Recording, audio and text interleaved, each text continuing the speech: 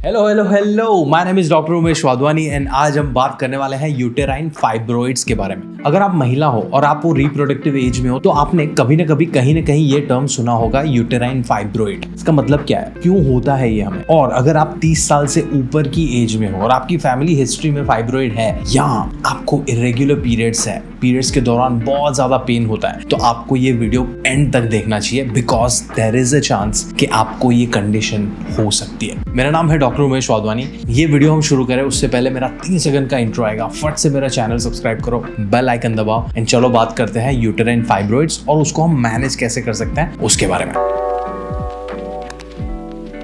देखो, uterine fibroids का मतलब है यूट्रस के अंदर फाइब्रॉइड। अब आप बोलोगे यूट्रस क्या है, फाइब्रॉइड क्या है? कॉमन सेंस है। यूट्रस फीमेल रिप्रोडक्टिव सिस्टम का बहुत ही एक वाइटल और इंपॉर्टेंट ऑर्गन है जहां पे प्रेगनेंसी होती है, बच्चा ग्रो होता है, राइट? उसके अंदर एक फाइब्रॉइड करके चीज होती है। फाइब्रॉइड क्या है? Fibroid is nothing but N abnormal growth. तो यूट्रस का जो टिश्यू है उसका काम करने के लिए जितना जो टिश्यू मसल चाहिए वो है, और उसके अलावा वही टिश्यू एबनॉर्मली ग्रो कर रहा है, उस पर कुछ ग्रोथ हो रही है जिसका काम नहीं है, वो नॉर्मल है भी नहीं, उसको हम बोलते हैं फाइब्रॉइड। वो जो एबनॉर्मल ग्रोथ है हम उसको ट्यूमर भी बुलाते हैं। जब भी हम ट्यूमर के बारे में सोचते हैं तो हमें लगता है कैंसर है ना, बट ट्यूमर 2 प्रकार की होती है, एक है मैलिग्नेंट, दूसरा है बिनाइन। जो मैलिग्नेंट होती है वो कैंसरस होती है, वो तुम्हारी बॉडी की दूसरी टिश्यूज को भी खराब करके वहां पे फैलती रहती है। बिनाइन चिल है, वो कैंसरस नहीं है, वो दूसरी टिश्यूज को खराब नहीं कर रही है बट जस्ट वहीं पे ग्रो हो रही है। Now uterine fibroids are benign, तो वो तुम्हें कैंसर तक लीड नहीं कर रही है, बट फिर भी एबनॉर्मल ग्रोथ है। एबनॉर्मल ग्रोथ है तो क्या हो सकता है? एबनॉर्मल ग्रोथ है तो जहां जहां पे भी ये ग्रोथ होगी वहां के फंक्शंस को डिस्टर्ब करेगी। तो अभी उसके लोकेशन फीमेल रिप्रोडक्टिव सिस्टम में कहां पे वो फाइब्रॉइड ग्रो हो रहा है, कितनी साइज का ग्रो हो रहा है, वो कौन कौन से हार्मोन्स को डिस्टर्ब कर रहा है, उस हिसाब से आपको सारे सिम्टम्स आ सकते हैं। सिम्टम्स तक पहुंचे उससे पहले हम जानते हैं कि ये होता क्यों है ना? अभी हमने एंडोमेट्रियोसिस वाले वीडियो में बात किया था इसके बारे में। अगर आपने वो वीडियो नहीं देखा तो यहाँ कहीं लिंक होगा, देख लो। उसमें हमने बात किया था कि मेडिकल वर्ल्ड के पास जिस चीज का जवाब नहीं होता वहां पे हम लिख देते हैं इडियोपैथिक। फाइब्रॉइड्स भी इडियोपैथिक कंडीशन है बिकॉज उसके causes are not clear. For example अभी कोरोना आया था, राइट? कोविड-19 एक बीमारी है जिसका कॉज क्या था? Corona virus. कोरोना वायरस से तुम्हें इन्फेक्शन हुआ तो कोविड-19 हो गया। We don't know much about fibroids के इसकी वजह से होता है, तो it's a idiopathic condition. We don't know exact reasons कि वो हमें होता क्यों है, but there are some risk factors, और रिस्क फैक्टर्स ये हैं एज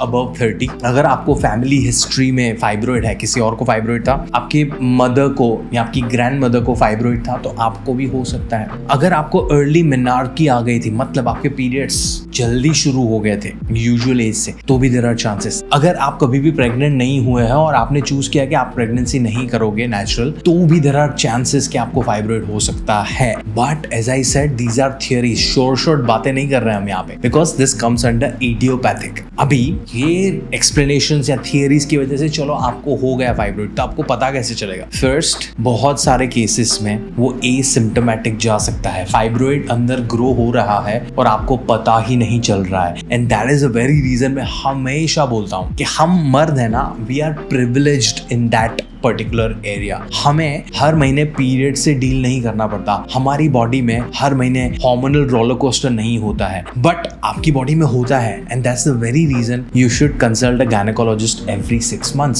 सोनोग्राफी कराओ, ब्लड रिपोर्ट्स कराओ, देखो अंदर क्या हो रहा है, बिकॉज फाइब्रॉइड ग्रो हो रहा है, आपको कोई सिम्टम्स नहीं है, 3 साल के बाद वो फटेगा, आपको पता चलेगा ओ शिट, ये तो बहुत ग्रो हो चुका है। एंड आप उसको प्रिवेंट कर सकते थे बहुत शुरुआत में अगर आप रेगुलर चेकअप्स कराते होते तो सबसे पहले आपको ध्यान रखना है कि फाइब्रॉइड एसिम्प्टोमेटिक भी हो सकता है, एंड दैट्स द रीजन आपको रेगुलर चेकअप कराने चाहिए। नाउ अगर वो सिम्टम्स में कन्वर्ट हो रहा है तो फर्स्ट, फाइब्रॉइड आपको पाल्पेबल, ऊपर बॉडी से पाल्पेट भी, फील भी कर सकते हो, तो वो ग्रोथ फील हो सकती है अगर उसका साइज बहुत बढ़ चुका है। आपको एब्डोमिनल पेन रहेगा, आपके पीरियड्स बहुत पेनफुल रहेंगे, हैवी एंड इरेगुलर पीरियड्स आएंगे आपको। So these are very common symptoms. It can be one of the reasons of infertility, it can be one of the reasons of painful intercourse.